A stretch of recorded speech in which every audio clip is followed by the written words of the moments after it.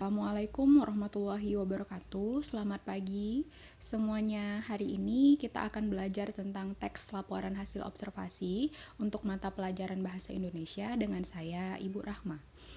Jadi, tujuan pelajaran kita hari ini adalah memahami teks laporan hasil observasi.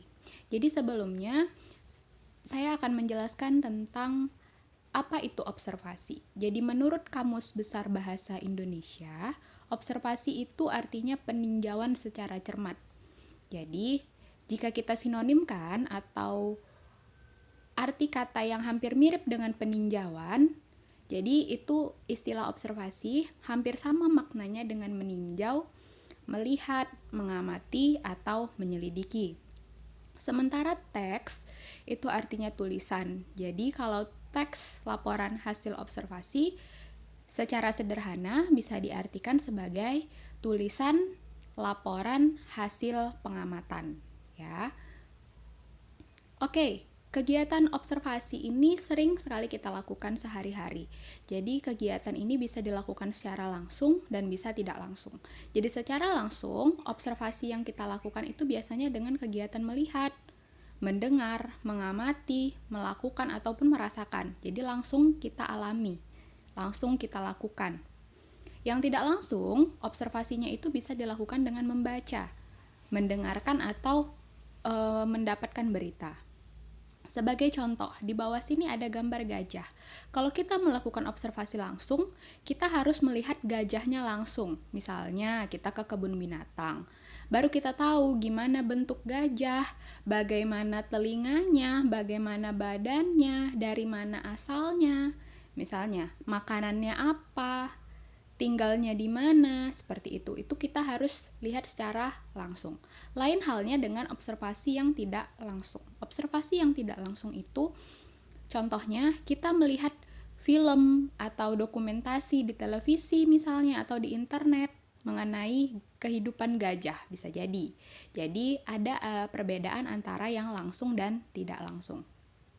Jadi perlu kalian ingat bahwa hasil dari kegiatan mengobservasi atau mengamati tadi yang ditulis dalam bentuk laporan itu namanya teks laporan hasil observasi. Oke, jadi ada yang membedakan antara teks laporan hasil observasi dengan jenis teks yang lain. Jadi teks laporan hasil observasi itu ciri-cirinya yang pertama lengkap. Lengkap itu maksudnya fakta dan datanya harus lengkap. Jadi kalau misalnya dia tadi membahas tentang gajah, ya semuanya tentang gajah. Nggak boleh tiba-tiba ada jerapah, ada kuda. Ya kalau gajah, gajah aja. Seperti itu. Contoh, jelas. Tidak menyebabkan penafsiran yang salah atau ambigu. Jadi teks ini tidak boleh membingungkan. Karena tujuannya adalah menginformasikan. Yang ketiga, akurat. Jadi fakta atau data yang digunakan harus benar. Jadi bagaimana kita tahu bahwa gajah itu besar atau lebar telinganya itu 50 cm misalnya. Kan harus ada data, harus ada ukuran. Di mana kita dapatkan data tersebut harus benar. Yang keempat, sistematis, sesuai dengan struktur teksnya.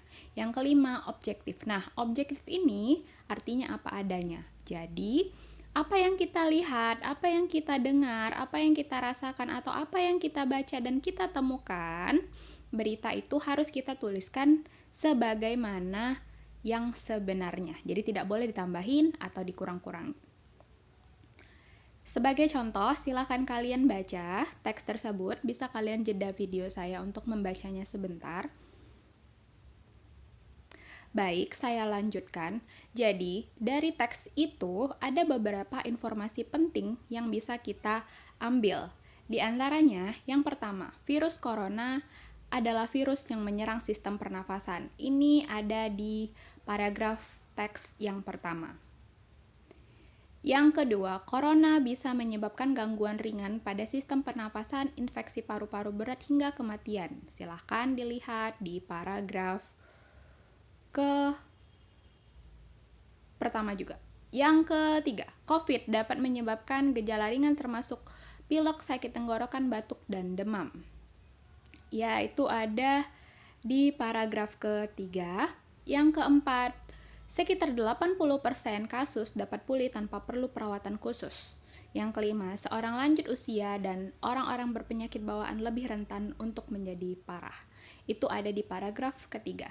Jadi, informasi yang saya urutkan ini ada 5, itu adalah beberapa informasi penting yang bisa kita pahami atau yang bisa kita ambil dari membaca teks laporan hasil observasi tentang virus corona. Jadi kalau kita membaca teks tentang virus corona ini berarti kita melakukan observasi secara langsung atau tidak langsung? Tidak langsung, iya, karena melalui kegiatan membaca. Oke, jadi tugas kalian hari ini itu adalah menentukan sama seperti ini informasi penting dari teks. Nanti ada di buku paket kalian. Jadi kalau ada yang bingung, masih ada yang ingin bertanya dan berdiskusi dengan saya, silahkan personal chat ke saya di kontak WhatsApp saya. Saya akhiri dengan Assalamualaikum warahmatullahi wabarakatuh. Semoga pelajaran ini bermanfaat untuk kita semua.